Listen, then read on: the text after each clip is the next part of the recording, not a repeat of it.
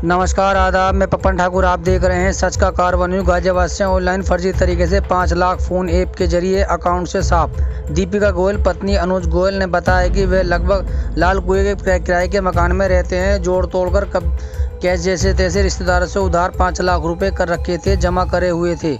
साथ ही आज सुबह 8 बजे लगभग उनके फ़ोन पर एक फ़ोन ऐप के जरिए नोटिफिकेशन मैसेज आया, जिसको क्लिक करते ही उनके अकाउंट से 1935 रुपये कट गए। उन्होंने दिन में 1 बजे कस्टमर केयर से बात की तो उन्होंने लाइन पर लेकर किसी और से बात कराई।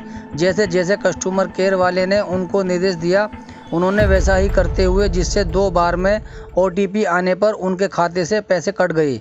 इसी बीच दीपिका गोयल ने अपने पति को फ़ोन करके बुलाया तो उन्होंने आकर फ़ोन पर बात की तो उन्होंने फ़ोन पर ऐप को अनइंस्टॉल किया। अनइंस्टॉल होने से पहले ही उनके खाते से 2 लाख एक बार में और 2 लाख एक बार में बाकी पैसे एक साथ कटकर लगभग 4,96,000 रुपये की ठगी हो गई।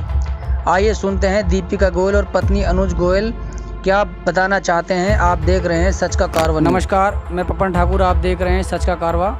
आज हम आपको एक ऐसा दास्ता आपको दिखाने जा रहे हैं कि जो कि एक गरीब परिवार से और दीपिका जी हैं, जिन्होंने अपने एक पैसा करके पाई करके पैसा जोड़ा और उस पैसे को किस तरीके से जो है ये फ़ोन पे के माध्यम से उड़ा दिया गया। आज हम दीपिका जी से बात करने के लिए जा रहे हैं। दीपिका जी के 5 लाख रुपए जो कि उनके अकाउंट से निकाल लिए गए, 2-2 लाख रुपए करके एक बार निकाले गए हैं और उसके बाद जो बाकी पैसा था वो तीसरी बार उड़ा दिया गया। आप दीपिका जी से हम बात करने के लिए जा रहे हैं। दीपिका जी बताएंगी अपने बारे में कि उनके साथ में ये किस तरीके से हुआ। क्या नाम है आपका? दीपिका। क्या हुआ आपके साथ में? सर, मेरे फ़ोन पे के द्वारा 1935 रुपये काट लिए गए थे, जिसके द्वारा मैंने फ़ोन पे कस्टमर केयर पे कॉल किया तो उन्होंने मेरी कॉल को ट्रांसफ़र किया दूसरे सेक्शन पे। फिर उसके बाद उन्होंने मुझे एनीडेस्क नाम की एक ऐप डाउनलोड करने को कहा। मैंने वो ऐप डाउनलोड की, उसमें एक एक्सेप्ट का ऑप्शन आया था, मैंने वो उसे एक्सेप्ट कर लिया। उसके बाद वो मेरा फ़ोन को पूरा हैंड ओवर कर लिया। फिर उसके बाद उसने पहले 1989 रुपये काटे, फिर 3989 रुपये, फिर 46,000 रुपये काटे, फिर 2 लाख रुपये कटे, फिर 2 लाख रुपये केन कटे। इसी तरीके से करके उसने मेरा पूरा अकाउंट नील कर दिया था। जब आपके एक बार पैसे कटे तो आपने तुरंत क्या सोचा और क्या करने की कोशिश की? सर, फिर मैंने अपने हस्बैंड को फ़ोन पे लाइन पे ले लिया। मेरे हस्बैंड ने उससे बात करी, उसे थोड़ा सा गाली वगैरह भी दिया।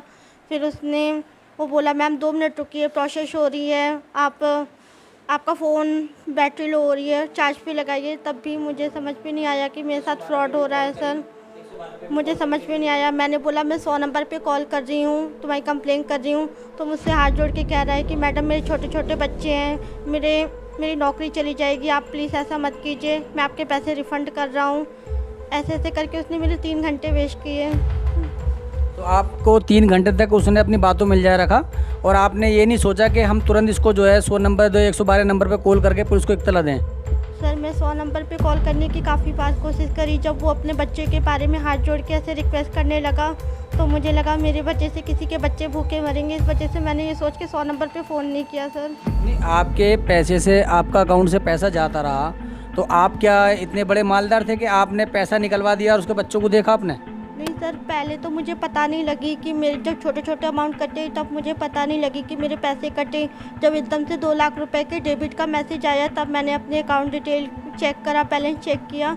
उस टाइम पे मेरे 2 लाख से भी कम रुपए बचे हुए थे। फिर इतने मेरे हस्बैंड आए और मुझे बोले वो ऐप अनइंस्टॉल करो। इतने में मैं ऐप इंस्टॉल ही कर रही थी, इतने में मेरा अकाउंट ही पूरा नील हो गया था। तो आपने उसके बाद फिर क्या करा? फिर उसे ऐप को अनइंस्टॉल कर दिया। मैं जहाँ रेंट पे रहती हूँ फ्लैट पे, सामने वाले भैया को पुलिस बना के कॉल करवाया हमने कि पुलिस दरोगा जी बात कर रहे हैं, इनसे बात करो। फिर उनसे बात करके उसने फ़ोन स्विच ऑफ कर दिया। तो उसके बाद आपने क्या किया? फिर मैं कभी लाल कुआं की पुलिस चौकी गई, वो बोले वहाँ से यहाँ पे काम नहीं होगा, आप कभी नगर पुलिस चौकी जाओ। मैं कभी नगर पुलिस चौकी गई, उन्होंने बोला कि ये आपकी गलती की वजह से हुआ है, आपने ऐप डाउनलोड करी है। फिर मैं रो के काफ़ी रिक्वेस्ट करी उनसे। फिर उन्होंने बोला कि तू एक कोने में खड़ी हो जा, बैठ के रोती रहे। और फिर उन्हें पता नहीं एकदम से कुछ दया आई होगी, तो फिर उन्होंने मेरे से एप्लीकेशन लिखवाई। फिर मैंने एप्लीकेशन लिखी और जो मेरे फ़ोन पे मैसेजेस की डिटेल्स आई थी उसका प्रिंट आउट करके मैंने दिया सर। फिर वो सबमिट किया और बोले कि आप जाओ साइबर सेल पे, ये एप्लीकेशन जाएगी, फिर वहाँ से आपको कॉल आएगी। फिर हम साइबर सेल गए सर। तो अब तकरीबन 24 घंटे तो हो गए हैं आपकी घटना को घटे हुए, तो अभी तक का आपके साथ में कुछ पुलिस प्रशासन की तरफ से कुछ कार्रवाई का मैसेज आया या कुछ बातचीत हुई? कुछ नहीं आया सर। इवन मेरे पास अभी भी उसकी कॉल आ रही है, वीडियो कॉल आ रही है। मैंने साइबर सेल कॉल करके बोला कि मेरे पास कॉल आ रही है, तो उन्होंने बोला कि बस आप इस नंबर को ब्लॉक कर दीजिए। बाकी उसे नंबर को ट्रैश नहीं किया गया, उसके बारे में कुछ पता नहीं लगाया गया। नंबर ब्लॉक करने के लिए किसने कहा? साइबर सेल वालों ने बोला सर। ये नंबर को ब्लॉक कर लीजिए अब। हाँ जी सर।